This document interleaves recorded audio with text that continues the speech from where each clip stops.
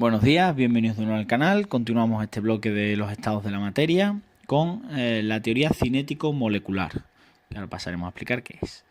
Bueno, pues la teoría cinético-molecular explica, como su nombre indica, cinética significa movimiento molecular de las moléculas, pues cómo se mueven las moléculas y la relación de ese movimiento con los estados de la materia de cualquier cuerpo.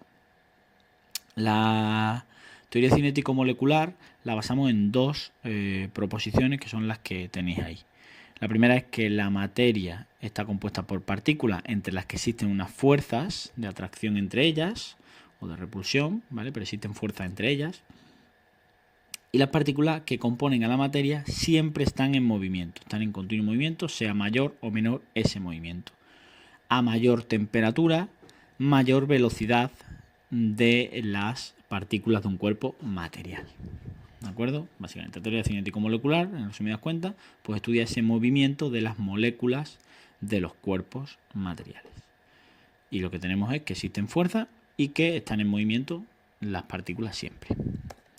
Bien, ¿cómo se relaciona esto con los estados de la materia? Bueno, pues la teoría cinético-molecular pues, nos dice que en el caso de los sólidos lo que ocurre es que las partículas se encuentran muy próximas entre sí y unas fuerzas de atracción muy intensas. Eso hace que sea un sólido y que no se puedan separar esas partículas, por lo que las posiciones se mantienen fijas. ¿Cómo podríamos dibujar esto? Pues el dibujo de un sólido sería algo así, con sus partículas, supongamos que esas son las partículas, muy juntas entre ellas, ¿de acuerdo? Unas partículas unidas prácticamente entre sí, que se mueven muy poco, lo que hacen es este pequeño movimiento, que no puedo ni dibujar, que es una vibración más que un movimiento, simplemente que están vibrando cogidas unos a otros, lo que quiere decir que su fuerza de atracción es muy fuerte, muy intensa esa fuerza de atracción y por tanto pues no se separa. ¿Qué ocurre con los líquidos? Los líquidos pues tienen unas partículas que sí que están próximas entre sí, pero con una fuerza de atracción entre ellas menos intensa que los sólidos, por lo que permite una mayor movilidad, ¿no? Las partículas de los sólidos, de los líquidos, perdón, cuando vibran sí que se desplazan un rango. Sería una cosa, pues más o menos, si tenemos aquí el recipiente donde ponemos el líquido, pues las partículas de ese líquido pues tendrán unas distancias un poquito más amplias entre sí. Una cosita así, ¿vale? Realmente lo que tendremos es que todas las partículas, pues si el líquido alcanza este tamaño, pues estarán todas en ese intervalo que ocupe el líquido. Y se desplazan, ¿vale? Unas y otras se desplazan ya un poquito. Cuando vibran, se desplazan y se pueden mover, ¿de acuerdo?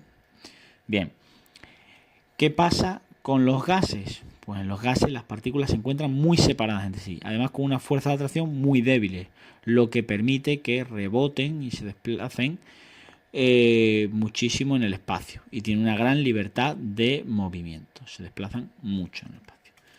¿Cómo las representaríamos? Pues bueno, su representación sería más o menos un sitio, un recipiente, y la separación de estas partículas sería muy grande, con lo que los desplazamientos que pueden hacer pues son también muy grandes, de un lado a otro del espacio que ocupen. Bien,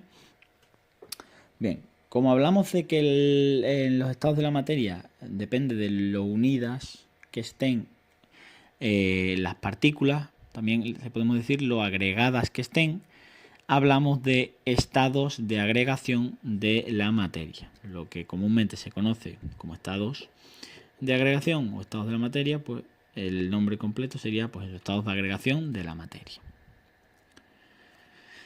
Bien, hablamos ahora de la temperatura, ya que la temperatura es muy importante para el estado en el que se encuentra un cuerpo. Lo decíamos al principio del video, que cuanta más temperatura, más rápido se movían las partículas. Eso quiere decir que si aumentamos mucho la temperatura, pues pasaremos del sólido al líquido y posteriormente al gas.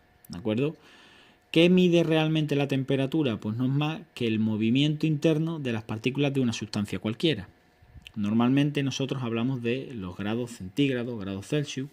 Por ejemplo, cuando pues, estamos por el día y miramos la temperatura en un termómetro, pues nos puede marcar, pues, depende de qué época del año, 21 grados centígrados o grados Celsius. Esta es la manera de representar los grados Celsius. Pero no es esta la única escala que existe. Existen otras escalas como los grados Fahrenheit o la escala Kelvin, los grados Kelvin. Esta última, los grados Kelvin, es la que tiene acogida es la que acoge la comunidad científica. La temperatura en el sistema internacional se mide en Kelvin, como ya se ha mencionado en algún que otro video. ¿Vale? Y se asocia pues al movimiento de las partículas. La escala Kelvin, ¿de acuerdo? Es la única en la que existe un cero absoluto. El cero Kelvin es la temperatura más baja que existe, en la que en la teoría pues nada, no existiría nada de movimiento en las partículas de un cuerpo a 0 Kelvin de temperatura.